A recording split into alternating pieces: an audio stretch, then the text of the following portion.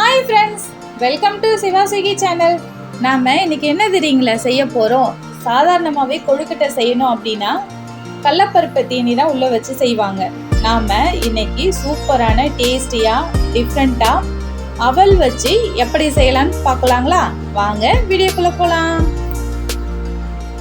பாருங்க ஃப்ரெண்ட்ஸ், இந்த கப் அளவு ஒரு கப்பு அரிசி மாவு எடுத்திருக்கோம். அரிசி மாவு எடுத்து ஒரு பவுலில் மாற்றிக்கங்க. இது கூட நம்ம தேவையான அளவு உப்பு ஆட் பண்ணிக்கலாம். நெக்ஸ்ட்டு நம்ம நல்லா கொதிக்க வச்சு சுடு தண்ணி எடுத்திருக்கோம். அந்த தண்ணியை லைட்டாக ஊற்றி நல்லா மிக்ஸ் பண்ணிக்கோங்க. கொஞ்சம் கொஞ்சமாக ஊற்றி மிக்ஸ் பண்ணுங்க. மிக்ஸ் பண்ணி நம்ம சப்பாத்தி மாவு எந்த அளவுக்கு நம்ம பிசைவோமோ அந்த அளவுக்கு பிசைஞ்சு எடுத்துக்கலாம்.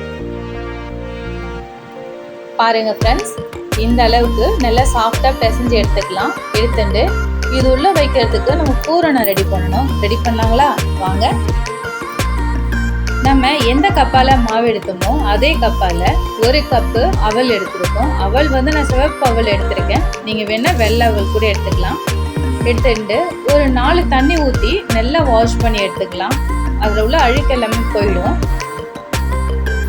பாருங்க ஃப்ரெண்ட்ஸ், நம்ம வாஷ் பண்ணி எடுத்தாச்சு. ஸோ இப்போ இது கூட நான் 1/4 கப்பு நாட்டு சர்க்கரை எடுத்து வச்சுருக்கேன். நீங்கள் வெல்லமோ இல்லை ஒயிட் சர்க்கரையோ நீங்கள் ஆட் பண்ணிக்கலாம்.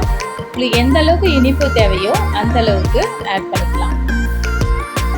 ஒரு மூடி தேங்காய் துருவி வச்சுருக்கோம். அதையும் இது கூட நம்ம சேர்த்துக்கலாம். இது கூட கொஞ்சமாக ஏலக்காய் பொடி சேர்த்துக்கலாம் வாசனைக்காக. சேர்த்து நல்லா எல்லாத்தையுமே மிக்ஸ் பண்ணி விட்டுக்கோங்க. எந்த அளவுக்கு எல்லாமே நல்லா கலந்து வர அளவுக்கு மிக்ஸ் பண்ணி விட்டுக்கலாம். பாருங்க ஃப்ரெண்ட்ஸ், எல்லாமே நல்லா கலந்து வந்துடுச்சு. எவ்வளோ கலர்ஃபுல்லாக இருக்குது பாருங்க.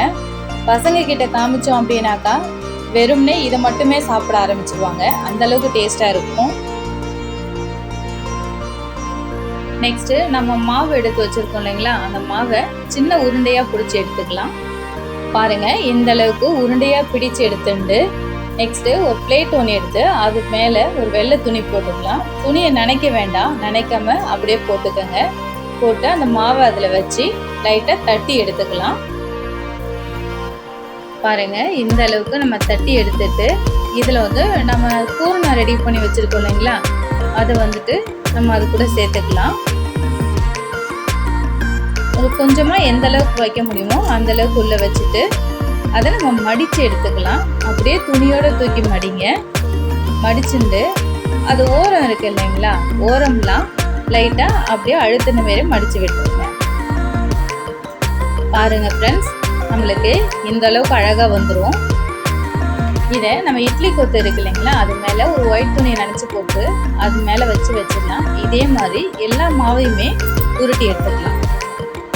இதே மாவை நம்ம உருண்டையாகவும் பிடிக்கலாம். அதுக்கு நம்ம மாவு கொஞ்சமாக எடுத்து இதை மாதிரி உள்ளே நல்லா குழியாகிற மாதிரி தட்டி எடுத்துக்கலாம். எடுத்துட்டு அது உள்ளே நம்ம அந்த பூரணத்தை வச்சு நம்ம கொஞ்சம் எந்த அளவுக்கு நம்ம உள்ளே வைக்க முடியுமோ அந்த அளவுக்கு வச்சு நல்லா ஃபோல்ட் பண்ணி கொண்டு வந்துடலாம். பாருங்கள், ஓரம்லாம் லைட்டாக அழுத்தி விட்டு நல்லா ஃபோல்ட் பண்ணிக்கோங்க. அந்த மாவு எல்லாமே மேலே அழகாக வந்துடும். பாருங்கள் எந்த அளவுக்கு அழகாக வருதுன்னு சொல்லிட்டு. பாருங்கள் ஃப்ரெண்ட்ஸ், செமையாக வந்துடுச்சு. ஸோ இதே மாதிரி நம்ம எல்லா மாவுமே கொழுக்கட்டையும் உண்டையுமா செய்து எடுத்தாச்சு. இது எல்லாத்தையுமே நம்ம இட்லி பானையில் கொஞ்சமாக தண்ணி ஊற்றி சுட வச்சுருக்கோம். அது மேலே தட்டு எடுத்து வச்சு க்ளோஸ் பண்ணி வச்சிடலாம். ஒரு 10 நிமிஷம் அப்படியே வேகட்டும். 10 நிமிஷம் ஆயிடுச்சு. பாருங்கள் ஃப்ரெண்ட்ஸ், நல்லா வெந்துடுச்சு. பார்க்கறதுக்கே கலர்ஃபுல்லாக இருக்குது. ஸோ இந்த சமயத்தில் நம்ம ஒரு பிளேட்டுக்கு மாற்றிடலாம்.